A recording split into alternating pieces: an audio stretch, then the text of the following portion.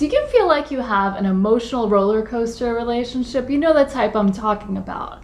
There's really intense highs and really intense lows. And then those lows seem to be followed by really intense highs, and then the cycle repeats all over again. One thing we know, and this is probably why you're looking for information, is that it's not healthy. But there are a few more things that you really need to know about this type of relationship. And I'm going to share them with you in this video. So stay tuned.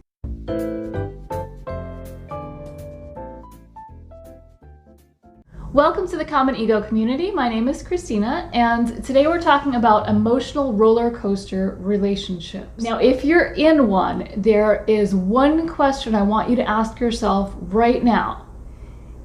Is this emotional roller coaster a phase, or is this the pattern that your relationship has followed since day one? If it's a phase, there are ways you can work through it. You can start by talking to your partner about what's going on, about your feelings, and about what's going on in his or her life. Because we all go through phases personally, and relationships all go through phases. If you've ever been in a long-term relationship, you know that there are ups and downs. And it could have to do with your communication style at the moment. Could be somebody is feeling depressed or in a bad mood. Something's going on with somebody's job, or maybe there was a loss that somebody's struggling to deal with. The good news is that the temporary emotional roller coaster relationship is usually very fixable. If things were great before for an extended period of time, let's say things were great for 2 years, and then suddenly it's like there's all drama all over the place and you don't know how to handle it. And that's completely understandable. This type of relationship, though, is fixable. You may want to go to couples counseling, or just start by talking to each other, maybe reading a few books. I can link to a couple of good relationship books that can help you start the conversation about really what's going on, the deeper issues. Now, if this relationship has been a roller coaster since day one, or so it seems, or you were in a relationship for only a few months where things were amazing, and then suddenly the roller coaster started, there may be a deeper issue, and you may be dealing with some emotional abuse. That's why I wanted to put out this video, because oftentimes emotional abuse is subtle, and we don't recognize the signs. It can start subtly and escalate, or you can have great times and then out of nowhere it seems like this person you're with just can't stand you, that you can't do anything right. They're being really mean to you and saying inappropriate things that you really shouldn't say to anybody. And then things are great again and it feels like love again. This type of relationship, the type of relationship that has always been a roller coaster, with possibly a period of a few months in the beginning, maybe 6 months, maybe up to 6 months in the beginning, that were amazing. Maybe you felt like you met your soulmate, and then the roller coaster started. These relationships are very often emotionally abusive relationships. Now, I'm not saying that you are dealing with emotional abuse, but if things are bad enough that you went looking for answers, I highly suggest you start looking into emotional abuse. Just learning what it is, what it looks like, what it feels like, and trying to figure out if that's what's going on in your relationship. Because if it is, you need to walk away. Now, even if it's not emotional abuse, the relationship that has been an emotional roller coaster all along is probably not the relationship worth working on. There's something unhealthy going on there, and your chances of fixing it, if that's the way it's always been, are not as great. So now I want to talk to you about something that I know very well, and that is the stages of an emotionally abusive relationship, specifically with a narcissist. So if this sounds familiar to you, if this is your roller coaster, it's time to get off. Okay, So the relationship starts. Everything is great. You feel like this person might be your soulmate. You're so much alike. You've never felt this way before. You feel a connection on a soul level, like you've never felt with anyone before.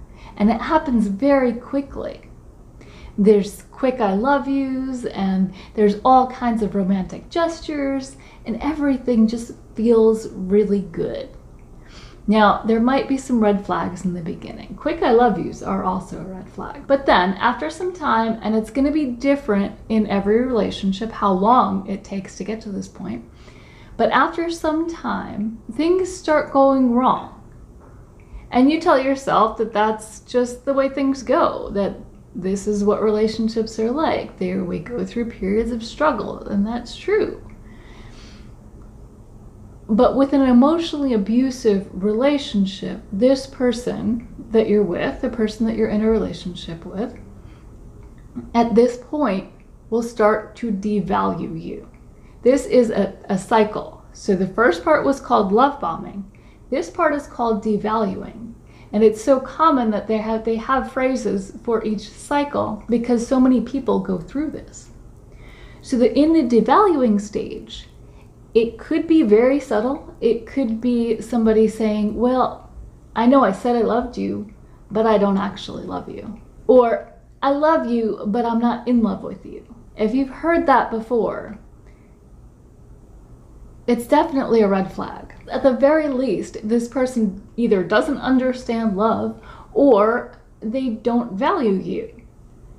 If you were in a relationship with somebody who you loved and valued, you wouldn't say something like that. You wouldn't say, I love you, but I'm not in love with you. You wouldn't say anything to jeopardize the relationship.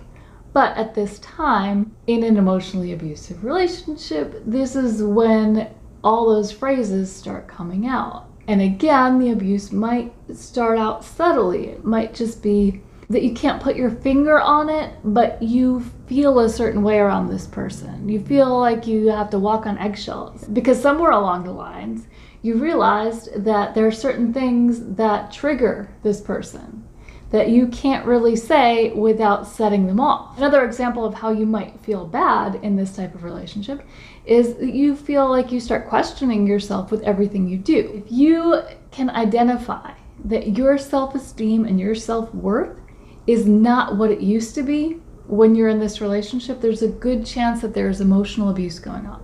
This could also take a more obvious form. So the person might start discouraging you from hanging out with your friends and family, telling you that you can't have a night out or you can't wear certain things. You know, again, with a narcissist specifically, they're not the only emotional abusers out there. But with a narcissist specifically, relationships will often go through these cycles. So again, love bombing, devaluing, and then discarding. So in the discard phase, that's when they break up with you. It often feels very cold in that moment. You might be sad, you might be crying, and you're clearly upset, and the other person doesn't care. The other person is just like, sorry, and they're on to the next, like that. You can go through this and not be with a narcissist. I'm just saying it's very common behavior for a narcissist. So if you look up narcissistic abuse and the cycles of abuse, this is essentially what you'll find. So again, the cycles: love bombing, devaluing, discarding. And here comes the roller coaster. That already, you might think that was it, right? That's enough of a roller coaster for most relationships. But with these types of people, it often starts all over again with a process called hoovering. Again, this is so common that people have assigned names to it. This cycle is something that hundreds of people, this emotional roller coaster, is something that hundreds or thousands of people have been through before, and it's emotional abuse. So hoovering is when they will suck you back in. They may have left you, but they'll say, you know, I made a mistake and I want you back. And I realized that, you know, I really just wanted you and I shouldn't have done that. And you actually love this person, so you go back. And maybe it happens again and again and again. So I have a video on why the narcissist hoovers that you might find really interesting. And I also have a video on common hoovering tactics. So I'm gonna link to a playlist that includes both of those videos that you can watch so you can learn more about this process. And again, it doesn't matter whether the person you're dealing with is actually a narcissist or not. The diagnosis doesn't matter. What matters is whether it's emotional abuse. And if somebody has a personality disorder, narcissistic personality disorder, borderline personality disorder, these fall under what they call cluster B personalities. These people, they have issues, and their issues cause them to hurt people, and often without remorse. So they'll do it again and again and again, and that's what gets you stuck in the roller coaster relationship cycle. Another thing that gets you caught in that cycle is the trauma bond. And that's actually something that happens in your brain when someone you love traumatizes you. So I have some videos about that too, and I will link to those here as well. This is why you might take this person back, you might accept this roller coaster that you know is all wrong, even when your best instincts are telling you no, I shouldn't do this. It's not because this person is your soulmate. It's not because you're meant to be together. It's called a trauma bond. And learning about it is the first step in breaking it. So just to recap, there are different types of roller coasters that you can go on in a relationship. And if you've had a relationship that lasted for a few years and then suddenly there's all these problems, those relationships are much more often fixable. If you've been on a roller coaster for a long time, especially if you can relate to the love bombing, devaluing, discarding, hoovering cycles, it's time to, at the very least, start learning about emotional abuse, narcissistic abuse, and trauma bonds. Because these are cycles that you are going to want to break. It can be done. It's not easy in the moment. In the moment, it feels like the hardest thing you can possibly do. But it can be done, and you will be so much better off afterwards. I have a lot of videos around this topic, so I'm going to link to a few of them. Definitely check them out. And if you have more questions, let me know in the comments. I might be able to direct you to other resources or other videos that can help you answer those questions. So that's all I have to say for right now on these emotional roller coaster relationships. And if you like this video, if you found it helpful, please let me know by hitting that like button. And if you want to see more videos like this, subscribe and hit that notification bell so you can be notified whenever I post new videos. See you soon.